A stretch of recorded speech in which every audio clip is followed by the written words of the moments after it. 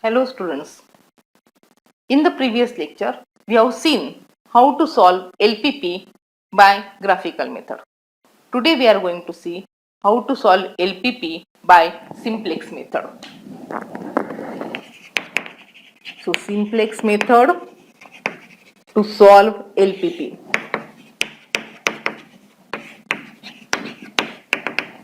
Consider an example. Solve the LPP by simplex method. Maximize Z is equal to 2x1 plus 3x2 subject to constraints x1 plus 3x2 less than or equal to 6, 3x1 plus 2x2 less than or is equal to 6, x1 x2 greater than or equal to 0. To solve this by simplex method, firstly we have to convert this LPP in standard form, that is make these inequalities as equalities. So our standard form becomes maximum Z is equal to 2x1 plus 3x2 subject to constraint. Because it is less than or equal to, we will add slack variable s1 to make equality. 3x1 plus 2x2 plus second slack variable s2 equal to 6. All the variables x1, x2, s1, s2 greater than or equal to 0.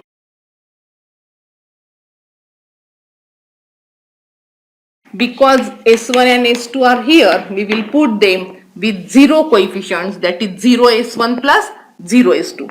Now put n, that is number of variables equal to 4.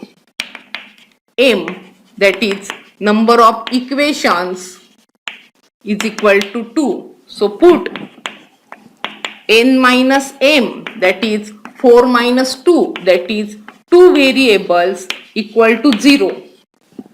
We put x1, x2 which are in objective function with non-zero. We put them to be equal to 0. So put x1, x2 equal to 0. We generally put x1, x2 is equal to 0 as they appear in objective function with non-zero coefficients. So put x1, x2 equal to 0 in these two equations. We will get basic solution, and the basic solution is S1 is equal to 6 and S2 is equal to 6. By substituting x1, x2 equal to 0, 0, we get S1 is equal to 6 and S2 is equal to 6. And the new objective function becomes Z. We will take all these on this side, Z minus 2x1 minus 3x2, 0s1 plus 0s2 is equal to 0. This is new objective function obtained by taking all these on this side. So Z minus 2x1 minus 3x2 plus 0s1 plus 0s2 equal to 0. Now to get the solution, we will consider simplex table. So consider it first column as iteration number, or what we are doing the operations we will write down here.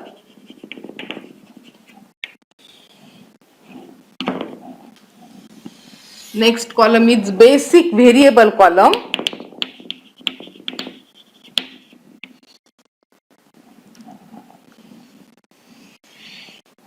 Next one is all variables whatever may present, x1, x2, s1, s2, these are the all variables. The next column is basic solution column, and the last column is minimum non-negative ratio.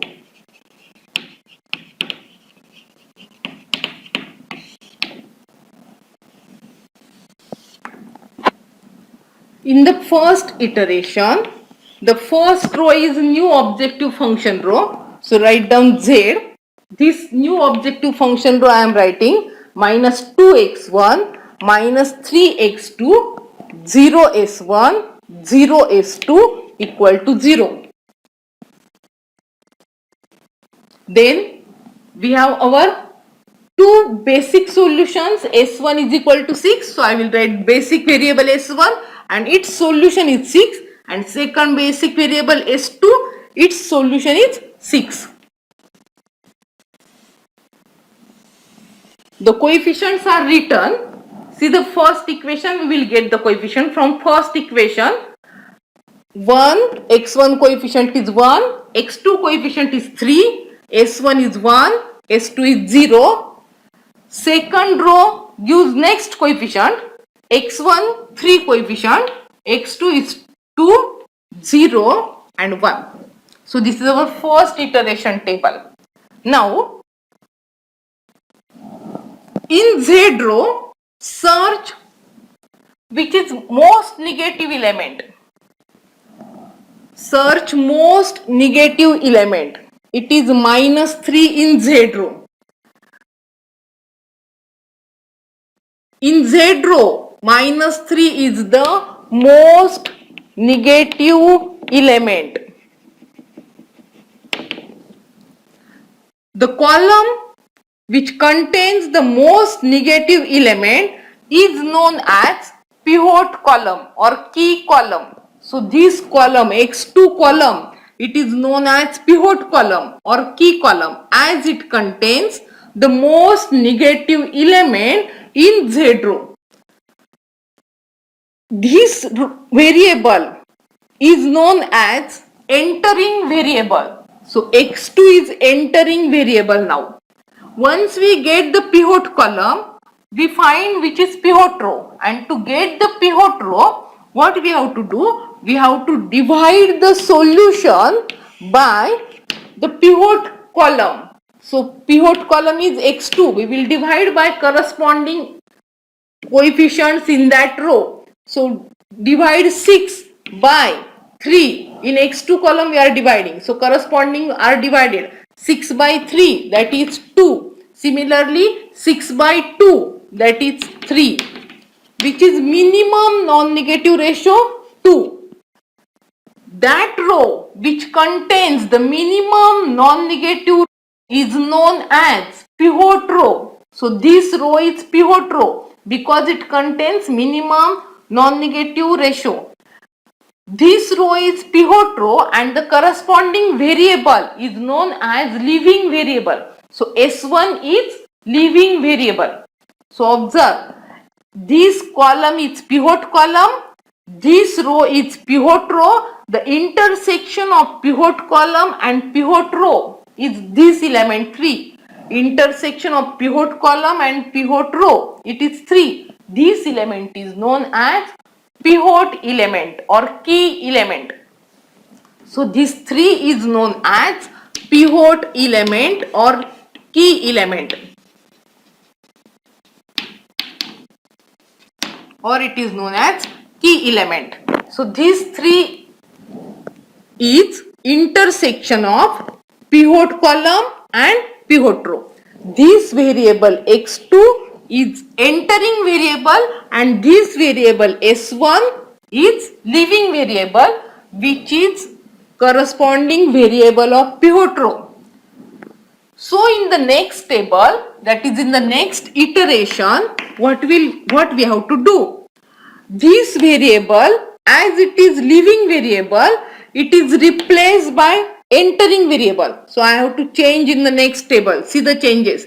Z remains as it is, but this S1 will be replaced by X2 as X2 is entering variable and S2 will remain as it is.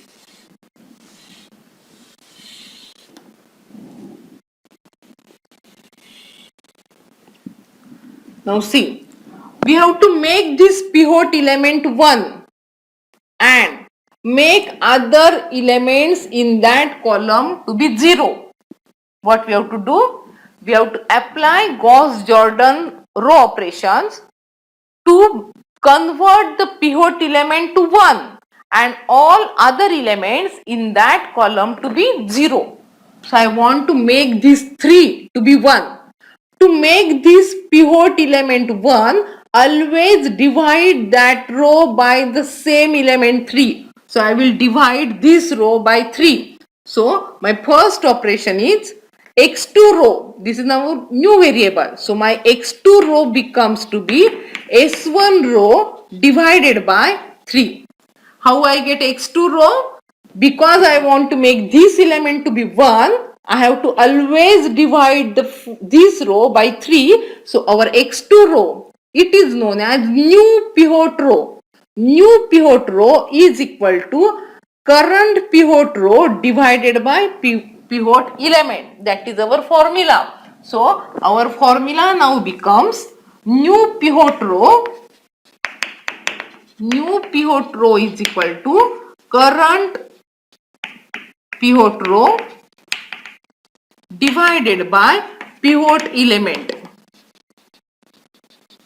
So which is our new pivot row? That is x2 row. So what is our x2 row? Current pivot row. Current pivot row is s2 row divided by what is pivot element? 3. So we have x2 row comes to be s2 row divided by 3. See this x2 row. How to get this? We have to divide s2 row by pivot element, that is 3. So everywhere you have to divide by 3. So this element becomes 1 by 3.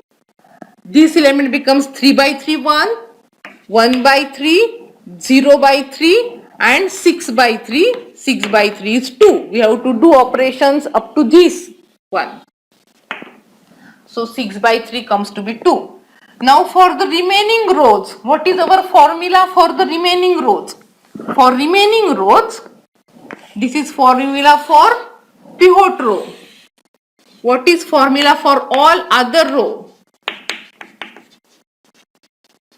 Including Z row. The formula is new row is equal to current row minus its pivot column coefficient into new pivot row. For example, consider now new Z row. This is our formula for all other rows. We have to make these all other elements in the column containing this one to be 0. So what is our aim? We want to make these two elements to be 0. And for that we are doing these operations. What is our formula? So if I want new Z row, what is formula for new Z row? New Z row is current Z row minus its pivot column coefficient. See in that row, this is our pivot column. What is the coefficient in the pivot column for Z row? It is minus 3. So I will write down minus 3 into new pivot row. Which is new pivot row? That is x2 row. So I have to find the new Z row, that is current Z row minus minus 3. So it is nothing but current Z row plus 3 times x2 row. I will only show here the operations what we are doing. Our new Z row. See current Z row. Current Z row is minus 2, minus 3, 0, 0, 0. I am writing this current Z row plus 3 times our x2 row. X2 row comes to be 1 by 3, 1, 1 by 3, 0 and 2. So see the operation. This becomes minus 2 plus 1. That is minus 1. Minus 3 plus 3, 0. 3 into 1 by 3, 1. This becomes 0 and this becomes 6. So this is our new Z row. New Z row has coefficients minus 1, 0, 1, 0, 6. This is our new Z row. What is our new S2 row? So do the operations for new S2 row now. See what is new S2 row. It is current S2 row minus what is the element in its pivot column? See S2 row. This is pivot column. What is the element there? 2. So minus 2 times X2 row. So what is our new S2 row. See what is current S2 row? Current S2 row is 3, 2, 0, 1, 6. I am writing this current S2 row 3, 2, 0, 1, 6 minus 2 times. What is x2 row? Write down the x2 row. That is 1 by 3, 1, 1 by 3, 0 and 2. Do the operations. 3 minus 2 by 3, that is 9 minus 2, 7 by 3. 2 minus 2, 0. Minus 2 by 3, 1 and 6 minus 4, 2. So this is our new S2 row. New S2 row comes to be 7 by 3, 0, minus 2 by 3, 1, 2. This is our new. Once we get this table, again repeat the same procedure. That is, we want to find the pivot column, then pivot row. The intersection of pivot column and pivot row is pivot element. Make that pivot element to be 1 and all other in that column to be 0. How to get pivot column? The column which contains most negative element in Z row is the pivot column. So this in Z row, which is most negative element? Minus 1. So this column will be pivot column. So this X1 column which contains most negative element in Z row is pivot column. This is pivot column. Then we divide the solution by pivot column. Pivot column is x1. So we have to divide solution by x1. So this solution is 2. 2 divided by 1 by 3. 2 divided by 1 by 3. It becomes 6. Next solution is 2. 2 divided by 7 by 3. We have to divide according to the corresponding coefficient. So 2 divided by 7 by 3. This is nothing but 6 by 7. Among these, we want to find minimum non-negative ratio. Which is minimum? Minimum is 6 by 7. So this variable is leaving variable and this variable is entering variable. That is, this is key column, this is key row or pivot row. The intersection of pivot column and pivot row, it is nothing but 7 by 3 element. This element is pivot element. So what is pivot element? Intersection of pivot column and pivot row. Once we get pivot element, what is our aim? Apply Gauss-Jordan row operations to make this element to be 1 and all other elements in that column of this table to be 0. So we want to make these two elements to be 0 and this element to be 1. That is our process. So what happens in next iteration? So see what we have done operations here. We have do the operation x2 row as s1 row by 3. For this what we have done, the new z row we have written as current z row minus 3 times new pivot row. And what we have done the next operation, new s2 row becomes current s2 row minus 2 times new pivot row, and new pivot row is x2 row. So we are doing this. Now see in the next iteration what will happens. Because this variable is leaving, now this variable will be replaced by entering, which is entering x1. So now x1 will enter. So in the next iteration, z remains as it is, x2 remains as it is, but this variable will leave and x1 variable will enter.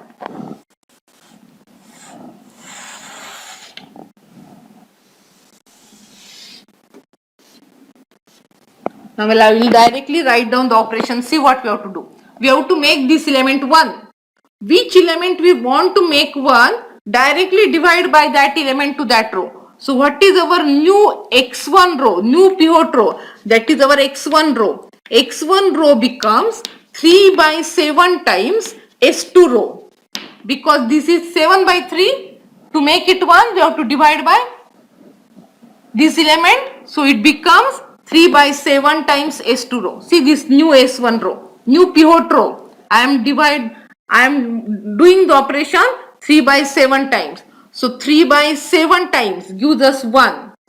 0 into 3 by 7 gives minus 2 by 7. Into 3 by 7 gives 3 by 7. And 2 into 3 by 7 gives 6 by 7. We have to do operations up to this step. Now what is our new Z row? New Z row becomes, this is new Z row. New Z row becomes original Z row minus, what is the element in that? In pivot column, that is minus 1 times new pivot row, that is X1 row. So what we have to do? Z row plus X1 row. You have to apply the operation Z row plus X1 row. See this Z row and plus this X1 row. Minus 1 plus 1, 0. 0 plus 0. 1 minus 2 by 7. 7 minus 2, that is 5 by 7. 0 plus 3 by 7. So it becomes 3 by 7. And this Z row, that is 6 plus 6 by 7, that is 48 by 7. Now see this row, X2 row. What we have to do operation? New X2 row becomes X2 row minus, what is coefficient? The coefficient in that X2 row, it is 1 by 3. So I will write down 1 by 3 times X1 row. So current X2 row, this is current X2 row minus 1 by 3. So we have to do operation this minus 1 by 3. 1 by 3 minus 1 by 3, 0. 1 minus 0 into 1 by 3, that is 1. 1 by 3 minus 1 by 3 times minus 2 by 7.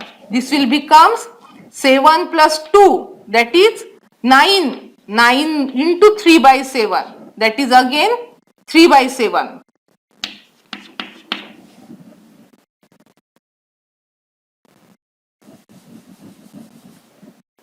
Next one, this 0 minus 1 by 3 times X1 row, that is 3 by 7, gets cancelled, remains minus 1 by 7, and 2 minus 1 by 3 times 6 by 7 becomes 2 minus 2 by 7, that is 14 minus 2 becomes 12 by 7.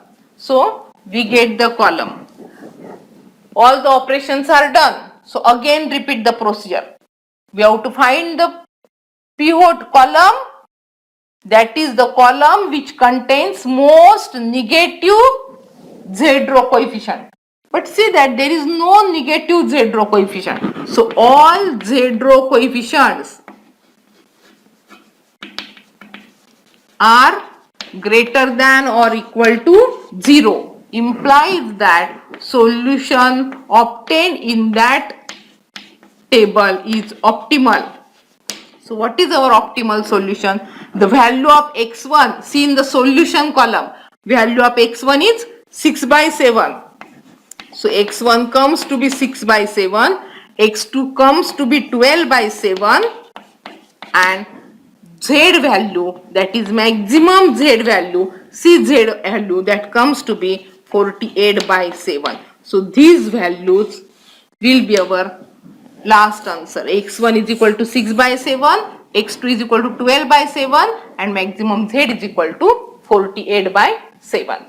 This is our solution. When we get solution, because we want to find maximum and there is no most negative element. We are always finding most negative element in Z row. But Z row do not contain now most negative element. There is no negative element. Implies that we get optimal solution, and the solution is x1 is 6 by 7, x2 is 12 by 7, and maximum Z is 48 by 7.